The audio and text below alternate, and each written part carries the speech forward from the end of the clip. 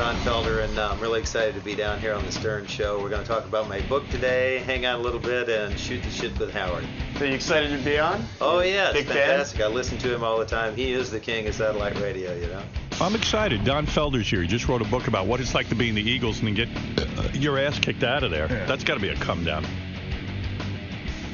Pretty amazing story, actually, and I'm very curious about it. There's the guy right there. Yep, there he is. There he is. That's the guy. In person. How you doing, man? But maybe it's good to be able to get the Eagles money without having to be an Eagle. Hey, that's the idea, you know. There you go. Now you're It's a wonderful thing. Now you're talking. It's a lovely, lovely thing. Well, a pleasure to meet you. Yeah, it's nice to meet you, too. I was actually doing a radio interview up in Calgary a couple of weeks ago with a guy that's a huge kind of radio talk show host up there. Right. And he says, when you see Howard, tell him he is definitely the king of satellite radio. That's nice. And What's that guy's name? Do you even remember? His name is Dave Rutherford. Well, thanks, Dave. That's nice to say. Yeah, absolutely right. So...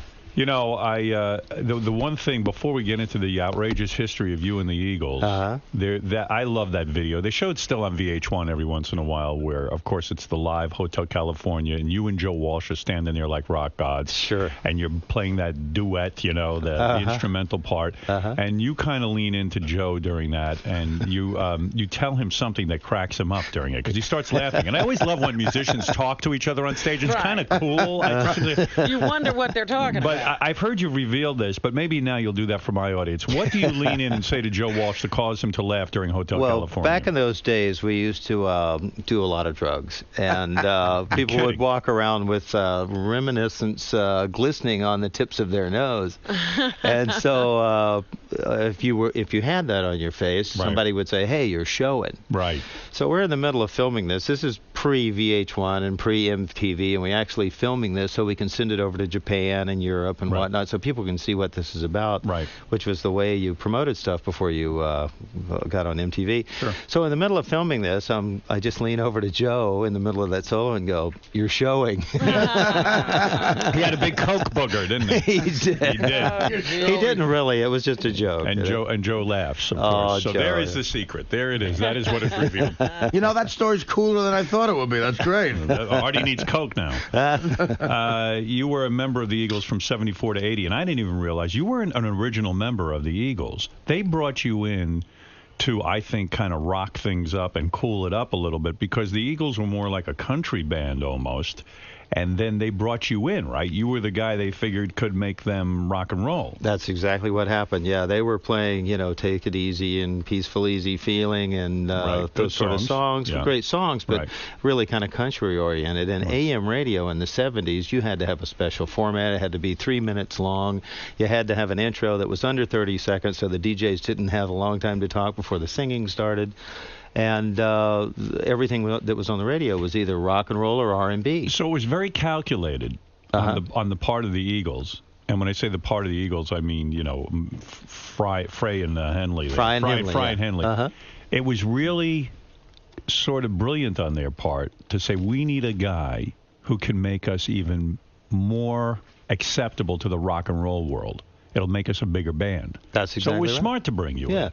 Now, how did they find you? I mean, why you? Yeah, why you and not me? I keep asking myself that question every day. Why me? Why you? Well, you know, one of the guys that was in the band, original member, was a guy named Bernie Ledden, and he was a brilliant guitar player. If you listen to the first couple of records, he was a brilliant bluegrass and electric country music guitar player. Right. And Bernie and I were actually high school friends when we were 15 and 16 and had a band together in Gainesville, Florida, where we grew up. Right. And Bernie left Gainesville and moved back to California and was in the Flying Burrito Brothers and a few other bands, and finally wound up in the Eagles.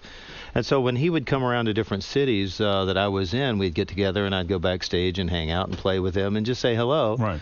And I wound up seeing them in Boston, I think at Boston University or something, in '71 when they were opening for the Yes. Right. So they were just starting out at the time. I went back and saw Bernie and my buddy and hung out, and we played backstage, and Glenn and everybody was there and kind of saw me and went, wow, that's great. And Bernie kept calling me to get me to move out to L.A. He said, the music business isn't happening in New York. It's not in Boston. It's in California. And in those days, in the 70s, it really was. That was the California sound. So eventually I took his advice twice and moved out to L.A.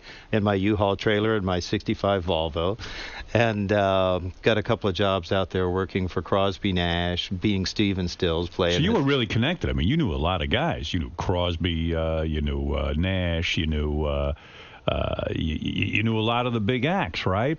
I did. You know, it was funny before I met Bernie, the guy that was in my band in Gainesville was Stephen Stills when we were 14 and 15 years old. Wow. We had a little band together. How did you know Stephen Stills? I mean, I think he's a genius, Stephen Stills. Am I right on that? Yeah. Oh no, absolutely. You met him when you were 14, and didn't you hang out with the Allman Brothers when you were a kid? Uh-huh. How do you know all these guys? Where were you? You're like the Zelig of music. I was in the shittiest part of town.